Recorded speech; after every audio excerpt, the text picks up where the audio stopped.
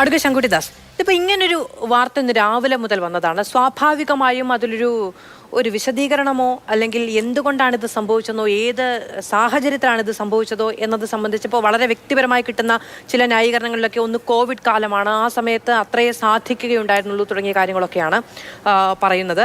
പക്ഷെ അതൊന്നും ന്യായയുക്തമായി നിലനിൽക്കുന്നതല്ലല്ലോ. ഒരു വസ്തു, ഉത്തരവാദിത്തപ്പെട്ടൊരു വസ്തു, അത് ദേവസ്വത്തിന്റെ അധികാരത്തിൽപ്പെടുന്ന ഒരു വസ്തു, കൃത്യമായി കണക്കും കാര്യങ്ങളുമുള്ള ഒന്ന് തിരികെ കൊണ്ടുപോയി തിരിച്ചു വരുമ്പോൾ കൊണ്ടുപോയതിൽ തന്നെ കൃത്യമായ പ്രശ്നങ്ങളുണ്ട് എന്നതും കൂടിയിരിക്കുന്നു. അതിൽ രേഖപ്പെടുത്താതെ പോയതിന് അങ്ങനെ എന്തെങ്കിലും ഒരു മുട്ടുന്യായം പറഞ്ഞ് പരിഹരിക്കാൻ കഴിയുന്ന ഒന്നാണോ? ഒരിക്കലും അല്ല. നമുക്ക് ഒന്നാമത് ഇത് കോവിഡ് കാലമാണെന്നുള്ള വിശദീകരണം നിലനിൽക്കില്ല. കാരണം നമ്മുടെ നാട്ടിൽ കോവിഡ് ലോക്ക്ഡൗൺ തുടങ്ങിയത് 2020 മാർച്ച് മാസത്തിൽ മാത്രമാണ്. ഇത് കൃത്യമായി പറഞ്ഞ ശബരിമല പ്രക്ഷോഭ കാലമാണ്. 2018 സെപ്റ്റംബർ 28 സുപ്രീം കോടതി വിധി വന്നതിനെ തുടർന്ന് യുവതീ പ്രവേശനം നടപ്പാക്കുമെന്നൊരു നിശ്ചയദാർഢ്യത്തോടുകൂടി സർക്കാർ മുന്നോട്ട് വരികയും വിശ്വാസികൾ തെരുവിലിറങ്ങുകയും അവർക്കെതിരെ പുരോഗമനവാദികൾ, നവോത്ഥാന നായകന്മാർ, ബുദ്ധിജീവികൾ, ഇടതുപക്ഷ ചിന്തകർ ഒക്കെ മറ്റൊരു പക്ഷത്ത് നിൽക്കുകയും വലിയ അളവിലുള്ള വിശ്വാസ സംഘർഷങ്ങൾ നടന്നുകൊണ്ടിരിക്കുകയും ചെയ്യുന്ന കാലഘട്ടത്തിൽ നവോത്ഥാനം അതിലൊക്കെ ഉണ്ടാക്കിക്കൊണ്ടിരിക്കുന്ന കാലഘട്ടത്തിലാണ് അതിൻ്റെ മറവിലൂടെ 2019 ജൂലൈ ഓഗസ്റ്റ് മാസങ്ങളിൽ ഈ വലിയ അളവിലുള്ള സ്വർണ്ണ കടത്ത് അല്ലെങ്കിൽ സ്വർണ്ണ തിരിമറി ശബരിമലയിൽ നടന്നിട്ടുള്ളതാണ് പറയേണ്ടത്. ഈ ബഹളത്തെയാണ് ഇതിനു വേണ്ടിയിട്ട് ഉപയോഗിച്ചതെന്ന് പറഞ്ഞാൽ ശരിയാണ്. നോക്കൂ, ഇതൊരു പാറ്റേൺ ആണ്. അതാണ് ഞാൻ കഴിഞ്ഞ ഒഴുത്തിലും പറയാൻ ശ്രമിച്ചത്.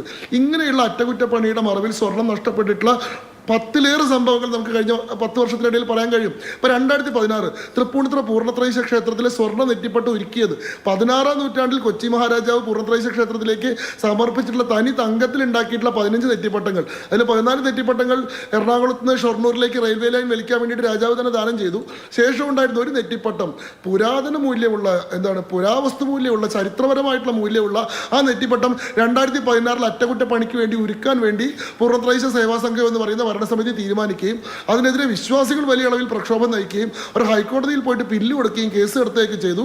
ഹൈക്കോടതി പഴയ നെറ്റിപ്പട്ടം ഒരുക്കേണ്ടതില്ല, പുതിയ നെറ്റിപ്പട്ടത്തിന്റെ പണി തുടരാമെന്ന് പറഞ്ഞു. ഹൈക്കോടതി വിധിക്ക് വിരുദ്ധമായിട്ട് നെറ്റിപ്പട്ടം കോയമ്പത്തൂർ കൊണ്ടുപോയിട്ട് ജോസ്കോ ജ്വല്ലേഴ്സ് കൊണ്ടുപോയിട്ട് ഒരുക്കി. സുപ്രീം കോടതിയിൽ കേസ് വന്നു. സുപ്രീം കോടതി സ്റ്റേ ചെയ്യുമ്പോഴേക്കും സ്വർണ്ണ നെറ്റിപ്പട്ടം ഒരുക്കി കഴിഞ്ഞിരുന്നു. പകരമായിട്ടുള്ള പുതിയ നെറ്റിപ്പട്ടം ഇപ്പോഴും ഉണ്ടാക്കി കഴിഞ്ഞിട്ടില്ല. പൂർണ്ണത്രയീശന്റെ കോടികൾ മൂല്യം വരുന്ന നെറ്റിപ്പട്ടം ഒരുക്കി കളഞ്ഞു. ഏറ്റുമാനൂര് ശിവക്ഷേത്രത്തിലുള്ള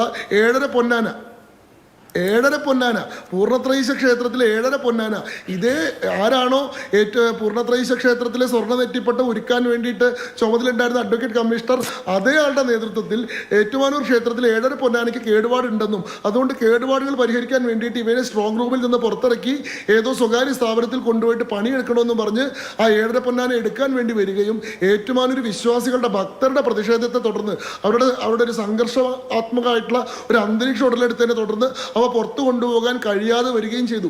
ഇങ്ങനെ എത്രയോ സന്ദർഭങ്ങൾ നമുക്ക് പറയാൻ സാധിക്കും. ഈ അറ്റകുറ്റപ്പണികളുടെ മറവിൽ എങ്ങനെയാണ് ദേവന്റെ സ്വത്ത്, ഈ ക്ഷേത്രങ്ങളിലെ സ്വർണ്ണാഭരണങ്ങൾ കഴിഞ്ഞ വർഷങ്ങളിൽ നഷ്ടപ്പെട്ടതെന്ന്. അപ്പോൾ ഇതൊരു അവസരമായി ഉപയോഗിക്കുന്ന ഒരു രീതി ഇവിടെ കണ്ടുവരുന്നുണ്ട്. പക്ഷെ എന്താണെന്ന് വെച്ചാൽ ഈ സുപ്രീം കോടതിയോ ഹൈക്കോടതിയോ അയ്യപ്പ സംഘവും ശരിവെച്ചാലും അയ്യപ്പസ്വാമി അതിനെ അനുകൂലിക്കുന്നില്ല, അതിനെ ശരിവെക്കുന്നില്ല എന്നുള്ളതാണ് നമുക്ക് ബോധ്യപ്പെടുന്നത്. അതുകൊണ്ടാണ് ഇവർ മറക്കാൻ ശ്രമിക്കുന്ന, മറച്ചു വെക്കാൻ പരമാവധി ശ്രമിച്ചിട്ടുള്ള 6 കൊല്ലം മുൻപത്തെ തിരിമറി പോലും ഈ 3 ദിവസം മുൻപ് അയ്യപ്പ സംഘത്തിന്റെ 3 ദിവസം മുമ്പ് ബഹുമാനപ്പെട്ട ഹൈക്കോടതിയുടെ മുമ്പിൽ യാദൃശ്ചിക വന്നിട്ടുള്ള ഒരു സ്പെഷ്യൽ കമ്മീഷണറുടെ റിപ്പോർട്ടിലൂടെ പുറത്തു വരികയും ഈ സംഗമം നടത്തുന്ന ആളുകളുടെ തനിനിറം എന്താണെന്ന് പൊതുസമൂഹത്തിന് ഒരിക്കൽ കൂടി ബോധ്യപ്പെടുകയും ചെയ്തു എന്നുള്ളതാണ് എൻ്റെ പക്ഷം.